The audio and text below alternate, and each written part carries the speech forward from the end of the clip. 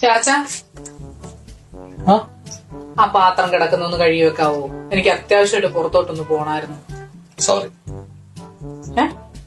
Sorry sorry അയ്യനാ കഷ്ടമുണ്ട്. Please ചാച്ച, ഒന്ന് കഴുകി വെക്ക്.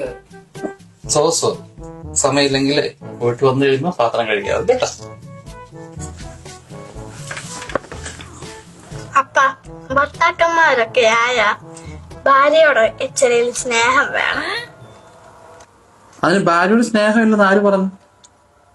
എന്നാ പിന്നെ അപ്പയ്ക്ക് ആ പാത്രം ഒന്നും കഴുകത്തില്ലായിരുന്നു. എടി, ഭാര്യയോട് സ്നേഹമില്ലാഞ്ഞിട്ടൊന്നും അല്ല. ഈ വീട്ടിൽ തൂക്കുന്നത് ആരാ? അപ്പ തുണി കഴുകുന്നത് ആരാ? അപ്പ നിന്നെ സ്കൂളിൽ റെഡിയാക്കി വിടുന്നത് ആരാ? അഫ്കോഴ്സ് അപ്പ. ഇതൊക്കെ ഓരോ പ്രാവശ്യം നിന്റെ അമ്മ ഒന്ന് ചെയ്യുമോ എന്ന് പറഞ്ഞപ്പം എന്റെ തലയിലായതാ. ഇനി പാത്രം കൂടെ ഉള്ളൂ കഴുകുന്ന കാര്യം എന്റെ തലയിലായ. സോറി.